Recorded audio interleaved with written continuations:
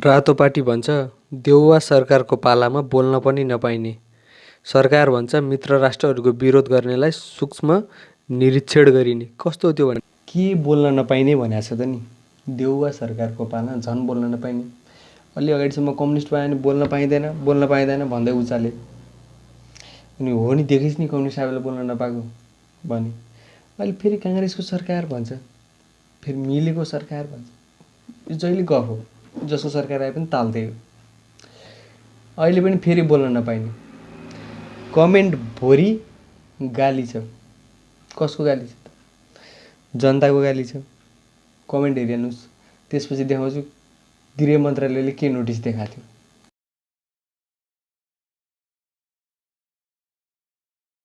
अब मित्र राष्ट्रहरू भने चाहिँ कुन कुन? इन्डियाको हेलिकप्टर नेपालमा नाचिरह भने त्यो विषयमा बोल्न नपाइने हो कि त्यो मित्र राष्ट्र पर्यो कि त्यो तुइन काटेर नेपाली मारिदियो इन्डिया आएर छानबिन गरिरहेछ। खै के छानबिन भयो त? कसैलाई केही भएन लास्ट टाइम। त्यो विषयमा बोल्न नपाइने हो कि उहाँ चाइनाले मिच्यो भनेर काङ्ग्रेसको एउटा नेताले भनिरहेछ जमिन मिच्यो भनेर, त्यो विषयमा बोल्न नपाइने हो कि देशभरि जतासुकैको सिमाना इन्डियाले मिचेको थाहा छ, त्यो विषयमा बोल्न नपाइने हो कि अमेरिका एमसिसी पास गराउनलाई जोड बेजोडले लागिरहेछ, त्यो विषयमा बोल्न नपाइने हो। अब सबै कुन कुन मित्र राष्ट्र, के मित्र राष्ट्र के गरिरहेछ? साथी जस्तो काम के गरिरहेछ? अनि यो विषयमा बोल्न किन नपाइने? कम्फर्टेबल सरकार भनेको खै यो चाहिँ छ जनमानसमा, मान्छेहरू सबैमा यो एङ्गर छ यो नोटिसले गर्दा। अब गृह मन्त्रालयले नै नोटिस जारी गरिसकेपछि हामी जनताले के गर्न सकिन्छ त? हामी चुप लाएर बस्ने त हो। अब एमसिसीको वेबसाइटमा गयो भने एमसिसी पास भइसकेको देशमा नेपाललाई देखाउँछ। त्यहाँ पास भएको देशको लिस्ट हेर्नुहोस्, नेपाल कहिले पास भएको भन्ने त्यहाँ नाम पनि छ, नेपालको डेट पनि छ। र यो चाहिँ पज गरेर हेर्नु होला यहाँ के लेखेको छ है। कहिले कसको सरकार हुँदाखेरि के भयो एमसिसी कार्यान्वयन, कहिलेदेखि चाहिँ प्लान बनेर कहिले पास भयो भन्ने हो। अनि एमाले सरकार विरोध गर्नुहुन्छ भन्न नि पर्दैन, ऊ पनि सहमतिमै हो। जो पनि आफू सरकारमा हुँदा सपोर्ट, आफू विपक्षमा हुँदा विरोध। आफू सरकारमा छैन भने एमसिसी खारेज गर, आफू सरकारमा आएपछि एमसिसी पास गर। सबै त्यही चलिरहेछ कि सरकारमा एमसिसी पास गर्छु भन्ने भएपछि बल्ल सरकारमा जान पाऊ कि के हो, कुरै बुझ्न गाह्रो भइसक्यो कि। अब त्यही कुरालाई हेर्ने भने कसको साइड लिने हामी? एमसिसी ठिक भन्ने कि बेठिक भन्ने? हामीले एमसिसी ठिक भन्ने कि नभन्ने भन्दा नेताहरू के भन्छन् त्यो हेरौँ। एमसिसी राष्ट्रघाती सम्झौता होइन भने मलाई गिरफ्तार गर्नुहोस्, भीम रावल। हामीलाई भन्दा त एटलिस्ट धेरै थाहा होला नि, सरकारमै भइसकेका मान्छेलाई एकचोटि जानी आउने गरिरहेकोलाई यो ठिक हो कि होइन? नेपाली एमालेका उपाध्यक्ष भीम रावलले अमेरिकी सहयोग परियोजना मिलेनियम च्यालेन्ज कोअपरेसन एमसिसी सम्झौता राष्ट्रघाती भएको भनेका छन्। अस्तिसम्म ओलीले ठिक हो भन्दा चाहिँ फरक परेन, अहिले यिनले चाहिँ राष्ट्रघाती हो भनेछन्। अब होला होइन, कहिले कसैले सपोर्ट गर्छ कहिले कसैले विरोध गर्छ। ओलीले पनि लास्टतिर चाहिँ विरोध गरिरहेको जस्तो लाग्छ अहिले चाहिँ होइन। तर किन कसले विरोध कसले सपोर्ट भन्दा नि हामी कसको साइड हेर्ने भन्दा नि एमसिसी ठिक भएको भए यति अर्ब दिन्छ उति अर्ब दिन्छ देला थियो पैसा, त्योभन्दा बढी त देशमा यहाँ कर उठाउनु छ, कर उठाउनुतिर लाग्यो भने त त्योभन्दा बढी आउँछ। प्लस पैसा दिनलाई विज्ञापन गर्नुपर्छ। तपाईँ म तँलाई पैसा दिन्छु भन्दै कुनैले विज्ञापन गरेछ होला, AP1 च्यानलमा विज्ञापन हाल्नुपर्ने, फेसबुकमा ट्विटरमा जतासुकै पैसा तिरी एमसिसीको बारेमा नेपाललाई प्रचार गरेर गर्नुपर्ने, दिनलाई खर्च गर्नुपर्छ, त्यस्तो प्लान बनाउनुपर्छ दिनलाई। अनि प्रचण्डले फेरि अलि अगाडिको प्रचण्डको स्पिच हेर्नुहोस्, मैले यहीँ पनि हालेको छु मेरोमा पनि। त्यहाँ भनेछन् एमसिसी तिनले त्यतिखेर पास त गर्नुपर्छ मै छन् त्यतिखेर पनि होइन, तर कसरी पास गर्ने भनेपछि पहिला के हो यसको नियमहरू चाहिँ चेन्ज गराएर भने त्यतिखेरै भनेछन् इन्डो पेसिफिक रिजनमा एमसिसी अन्त चाहिँ आर्मीवाला प्लान छैन, तर इन्डो पेसिफिक रिजनमा चाहिँ आर्मीवाला प्लान छ भनेको यो चाइनालाई पेल्नलाई यो एरियामा चाहिँ आर्मीको चाहिँ प्लान छ तिनीहरू। अब एक्ज्याक्टली त्यही भने हो कि मैले त्यस्तो बुझे हो चाहिँ मलाई थाहा भएन, पर्सनली त्यस्तै कुरा गरेछन्। त्यो कुराहरू चाहिँ कन्फर्म गर्नुपर्ने छ, क्लियर गर्नुपर्ने छ भनेर अलि अगाडिदेखि बेला भन्दै आएको थिएँ। प्रचण्डको स्पिचहरूमा छ, त्यो मेरो च्यानलमा पनि छ, युट्युबमा भेट्नुहुन्छ जति नि। अब त्यो भनिसकेपछि आर्मी आउनेदेखि शङ्का त त्यसपछि त जनतामा अझै जसरी नि रहेको छ। धेरैले फेरि अफगानिस्तान देखाएर यस्तो हुन्छ भने, अफगानिस्तानमा एमसिसी पास भएको होइन, हामी अफगानिस्तानको हेर्नु पर्दैन, त्यो पास भएको होइन। एमसिसी आएर फाइदा होला, बिजुलीको ऊ बन्छ। बिजुलीको पोल चाहिँ एमसिसी आउनुभन्दा अगाडि चाहिँ नेपालमा थिएन। बिजुलीको पोल हाल्नलाई एमसिसी पास गराउनु पर्ने, सांसदबाट पास गराउनु पर्ने, हाम्रो संविधानमा हाल्नुपर्ने त्यस्तो छ र। जहाँ बिजुलीको पोल हाल्नलाई यत्रो परियोजनाहरू त्यसै बनिरहेछ त खै कुनको लागि चाहिँ संसद भवनबाट पास गर्नु पऱ्यो यार त्यस्तरी सरकारले। त्यस्तो पर्छ जस्तो लाग्दैन। र धेरै डोनेसन जाने अलि अगाडि वर्षसम्म अफ्रिकै होला सायद, संसारको सबै डोनेसन जाने। डेभलपमेन्ट कति भयो हेर्नु त, कति चाहिँ भयो त, कहाँ डेभलप भयो त्यहाँ? खालि आर्थिक सहयोग खाद्यान्न सहयोग बनाएको छ अफ्रिकाभरि। त्यही सहयोगमा डिपेन्ड बनाएर झन् गरिब बनाउँदै देश लुट्दै। अफ्रिका गरिब देश होइन नि, गरिब ठाउँ होइन नि, देशै होइन अफ्रिका त कन्टिनेन्ट हो भन्दा मिस्टेक। जो त्यहाँ गरिब ठाउँ होइन नि वास्तवमा, त्यहाँ लडाइँ झगडा त्यसले गर्दा पछाडि परिरहेछ। र त्यहाँको मान्छेलाई इकोनोमिकल्ली विक बनाइरहेछ, त्यहाँको रिसोर्स लैरहेछ, त्यहाँ केही भएको छैन। जमानादेखि त्यही चलिरहेछ जुन हाम्रोमा पनि चलिरहेछ। हामीले नि युवा बेचिरहेछ, रिसोर्स बेचिरहेछ, नेचुरल रिसोर्स पनि एभ्रिथिङ बेचिरहेछ, देश बनिरहेको छैन। अनि सेम चिज हो कि यो डोनेसन आएर बन्छ जस्तो अझै पनि लाग्दैन। हाम्रो सिस्टम बनायो भने यहाँको नेतालाई तलायो भने चाहिँ केही होला। यो अमेरिकासित पैसा थाप्दैमा यसरी दुईवटा हात फिजाउँदैमा चाहिँ देश विकास हुने होइन, यति 55 अर्बले हुँदैन। यसको 4 गुणा त एनसेलको कर उठाउने बाँकी छ, त्यो कर उठायो भने मेरो काम लाग्यो। त्यस्ता कर अरू कतिवटासित उठाउनु होला, जब एनसेलसित त्यति छ भने अरूसित कतिसित होला। यत्रा देशभरि कम्पनी बर्बाद गरे, कम्पनी डुबाए, सरकारी कम्पनीहरू किन डुबाए त? प्रफिटको लागि, कसैलाई फाइदाको लागि त त्यो डुबाए। देशलाई उचाल्नुको साटो कसैको प्रफिटको लागि देशलाई डुबाइरहेछ नि, त्यता हेरौँ न। एमसिसी पनि त्यस्तै हो, कसैको प्रफिटको लागि देशलाई डुबाए भन्ने जस्तो मलाई लागिरहेछ। एक्ज्याक्टली चाहिँ थाहा छैन एमसिसीको है। अब यहाँहरूको के भन्छन्? भीम रावलले चाहिँ राष्ट्रघाती छ कन्फर्म, होइन भने मलाई गिरफ्तार गर भनेर भनेका छन् है। ओलीले गर्न नसकेको काम देउवाले गरे। एमसिसीबारे सरकारले अमेरिकासँग सोध्यो 11 प्रश्न। अब यहाँ भनेअनुसार चाहिँ नेपाल सरकारले मिलेनियम च्यालेन्ज कोअपरेसनबारे अमेरिकालाई 11 प्रश्न सोधेको छ। सम्झौताबारे विवाद चर्किँदै गएपछि अर्थ मन्त्रालयले शुक्रबार पत्र पठायो। यसको बारेमा इस्यु धेरै भयो, डिस्कस धेरै भयो, मान्छे धेरै यही कुरोमा आक्रोशित भयो भनेर। मान्छे भन्नाले हामी मान्छे होइन कि, हाम्रो नेताहरूले हामीलाई मान्छे गन्दैन, अरू पार्टीहरूलाई, अरू पार्टीको टाउकेहरूलाई, यी 2-4 जना पार्टीका टाउकेहरूलाई कसलाई मन पर्यो कसलाई मन परेनमा विवाद भएको। नेपाल स्थित अमेरिकी दूतावास मार्फत एमसिसी मुख्यालयलाई 6 पृष्ठ लामो पत्र पठाएको मन्त्रालयका स्रोतले जानकारी दिएको छ। सो पत्रमा एमसिसी विवादका 11वटा मुख्य प्रश्न र अन्य केही सहायक प्रश्न राखिएको जानकारी प्राप्त छ। सो पत्रमा एमसिसी इन्डो पेसिफिक रणनीति अन्तर्गत हो या होइन भनेर पनि सोधिएको छ। दुई देशबीचको भएको सम्झौता नेपालको संविधान र कानुनभन्दा माथि रहने नरहने, एमसिसी कार्यान्वयन गर्दा नेपालमा अमेरिकी सुरक्षा प्रभाव पर्ने नपर्ने, परियोजनाको लेखा परीक्षण नेपालबाट हुने कि अमेरिकाले गर्ने लगायतका महत्त्वपूर्ण प्रश्न समेटिएको स्रोतले जानकारी दियो। अमेरिका दूतावासका केही अधिकारीहरूले पनि अर्थ मन्त्रालयबाट एमसिसीबारे प्रश्न पारिदिन भन्दै पत्र प्राप्त भएको जानकारी दिए। नेपाल सरकारले पत्र पठाएसँगै नेपाली जनतासँग एमसिसी परियोजनाबारे पारदर्शी छलफल गर्ने बाटो खुला भएको अमेरिकी पक्षको प्रतिक्रिया छ। अब अमेरिकी पक्षले यो भन्यो त्यो भन्यो भन्नुभन्दा है, एटलिस्ट चिठी चाहिँ पठायो, एटलिस्ट सोध्यो, कन्फर्म हुन्छ। तर कन्फर्म किन गर्नु छ?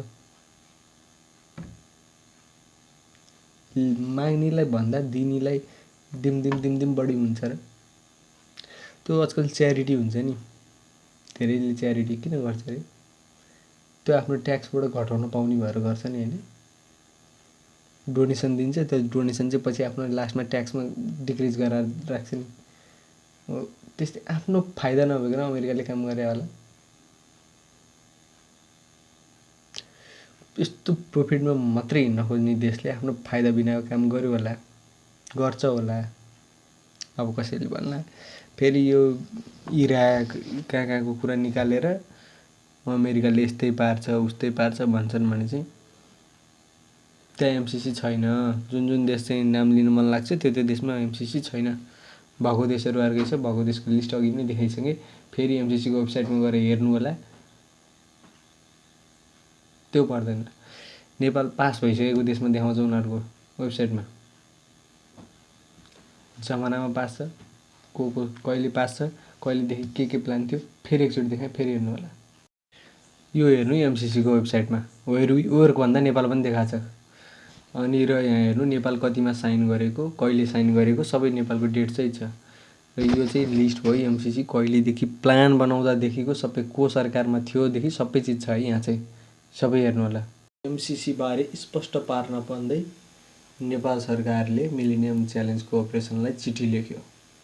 सरकारले मिलेनियम च्यालेन्जलाई विवादित विषयको बारेमा जुन टपिक चाहिँ डिस्कसन गर्नुपर्ने छ त्यो बारेमा चिठी लेख्यो भनेछ। अब यो हात्तीको देखाउने दाँत हो कि जस्तो लागिरहेछ मलाई चाहिँ है।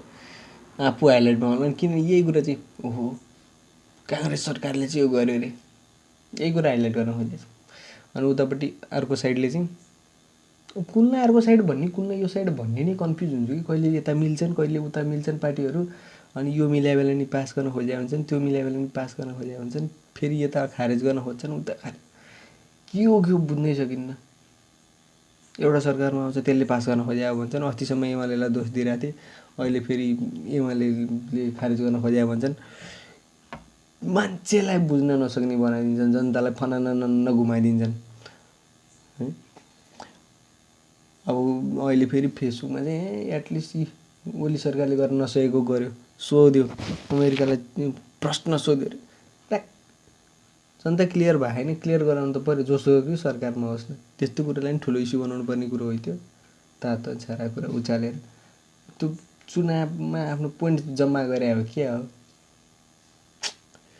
धेरै दिनपछिको छलफल र तयारीपछि पत्र लेखेका हौँ त्यो अधिकारीले भने एमसिसीको सम्झौता नेपालको कानुनको अधीनमा रहने नरहने संसदबाटै पास गर्नुपर्ने अनिवार्यताको बारेमा आवश्यकताबारे पनि स्पष्ट हुन चाहेका हौँ।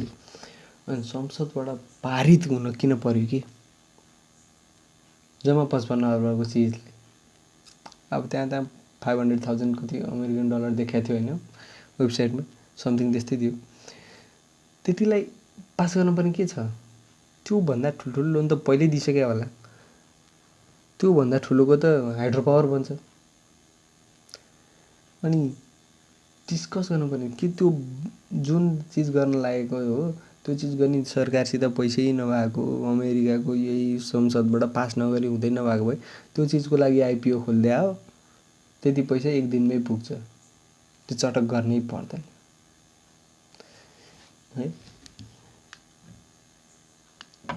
उनका अनुसार लेखा परीक्षणका व्यवस्थादेखि ती जति बुदाहरू प्रश्न उठेका छन् ती सबै विषयमा स्पष्ट गर्न आग्रह गरिएको छ। एमसिसी उपाध्यक्षका फतिमा सुमार नेपालमा एमसिसी परियोजनाको पछिल्लो अवस्था नेपाल आउनुभन्दा ठिक अघि सरकारले यस्तो पत्र लेखेको हो। काठमाडौँ स्थित अमेरिकी दूतावासले अर्थ मन्त्रालयबाट एमसिसी अनुदान सम्बन्धी पत्र प्राप्त भएको पुष्टि गरेको छ। दूतावासका एक अधिकारीले अनलाइन खबरलाई भने एमसिसी अनुमोदनका लागि यो सकारात्मक कदम हो र एमसिसी पनि नेपाली जनताहरूसँग खुला र पारदर्शी छलफल गर्न तयार छ। नेपालीलाई जसरी पनि मान्ने नै छैन, मैले भने होइन, सबै नेपालीको त्यहाँ कमेन्ट हेर्नु बुझ्नुहुन्छ। जसले चाहिँ यो ठिक हो भन्छ त्यो देशघाती अटोमेटिक भयो, सिद्धियो, फाइनल डिसिजन त्यसरी जान्छ। यहाँ हामी नेपाली भेडा हौँ भन्छौँ नि, हौँ एकचोटि डिसाइड गरेपछि सिद्धिसक्यो, डिसिजन त्यतिखेर बनिसक्यो है। अब यहाँ सूर्यराज आचार्यजीको यो पोस्ट हेर्नुहोस् है, त्यो एउटा।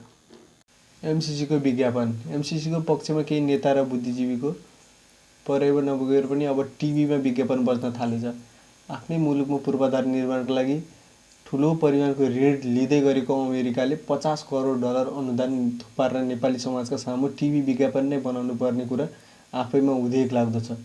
यत्रो वर्षदेखि चाहिँ है, यत्रो टाइमदेखि नेपाल सरकारले आफै विद्युतको प्रसारण लाइन बनाइरहेछ त, सकिरहेछ। अब त्यो चाहिँ अब देशभरि बनाएको त्यो अब 20-25 किलोमिटर कति त्यो चाहिँ अब चाहिँ बनाउन सक्दैन होला नेपाल सरकारले।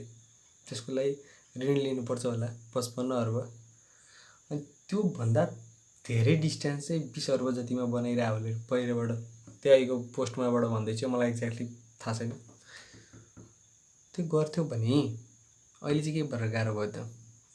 अहिले कसले गर्न दिएन, किन रोकियो? अहिले युएसमा कति ट्रिलियन डलरको प्लान भएको छ बाटोहरू बनाउनलाई। त्यो सबै के छ? लोनमा छ। अमेरिका आफै ऋण लिई आफ्नै देशको बाटो, पुल, रेलवे बनाउने भन्दै थियो। र न्युयोर्क, अमेरिकाको न्युयोर्कको रेलवे चाहिँ बजेट नपुगेर, पैसा नपुगेर बन्ने भएन। त्यो आफै सर्च गरेर हेर्नुहोस्, त्यो चाहिँ बनाउने भएन। त्यसको मेन्टेनेन्स नयाँ बनाउनु पर्ने थियो, त्यसलाई पैसा पुगेन। उनीहरूलाई आफैलाई पुगिरहेको छैन पैसा, आफै ऋण लिनु परिरहेछ। नेपाललाई चाहिँ दिनलाई एक्स्ट्रा पैसा खर्च गरी टिभीमा विज्ञापन, ए राम्रो चिज हो नि यो त भन्दै विज्ञापन हाल्न पर्ने। के छ त त्यस्तो? पैसा दिनलाई त्यस्तो गर्नुपर्ने केही थियो र? केही उनीहरूको फाइदाको चिज नभएको भए। अनि यो नेपाल सरकारले नै सस्तोमा गर्न सक्ने चिजलाई त्योभन्दा 2 गुणा भन्दा बढी दाम लगाएर अनि अनुदानमा दिनुको अर्थ के हो? तपाईलाई एउटा सामान 5 रुपैयाँ पर्छ, त्यो सामान 5 रुपैयाँको किनेर कसैलाई दिनुभन्दा त्यो दिएर आफैले त्यो 5 रुपैयाँको सामान खानुभन्दा बाटोमाटोको मान्छे गरिब देखेर यसो सोच्नुहुन्छ आफ्नो ट्याक्स कटाउनु छ, आफूले त्योबाट केही काम फाइदा लिन मिल्छ। त्यो मान्छेलाई 5 रुपैयाँको सामानलाई 50 रुपैयाँको बिल बनाएर दिने, त्यसलाई 50 रुपैयाँको सामान दिन्छु भनेर फेरि 50 रुपैयाँको साटो 150 को काम अराउने, काम दिनभरि काम लाउने, एक दिनभरि 150 को काम भयो। अब फेरि एक दिनको 150 भन्नुलाई एक दिनको 1000 रुपैयाँ हुन्छ 8 घन्टाको। तर केही नगरेको गाउँतिर 150 मा नै काम अराइदिन्छन् कि, त्यही हिसाबले भन्दैछु हैन। 150 मा के त्यो मान्छेलाई एउटालाई काम पेल्दियो, अनि त्यो 50 भनेको नि आफ्नो ट्याक्सबाट घटाए, आफूले त्यताबाट नि फाइदा ल्यायो, यता आफ्नो काम पनि लगाए, खान नपाएकोलाई दिए जस्तै दुईतिरै फाइदा लुटेछ। अनि अर्कालाई हेर्दा त त्यो मान्छे त दानी छ यार। त्यही पारेर खोजे सिचुएसन जस्तै निक्लियो कि एमसीसी। यो पोस्ट हेर्दा मलाई थाहा छैन एक्ज्याक्टली, अब तपाईहरुलाई के विचार लाग्छ? यो सबै यही जे चलिरहेछ, जे भइरहेछ, जे सुनिराखेको छ, त्यो अनुसार तपाईहरुलाई के लाग्छ? आफ्नो विचार चाहिँ कमेन्ट गर्नु होला। हस् त, जय नेपाल।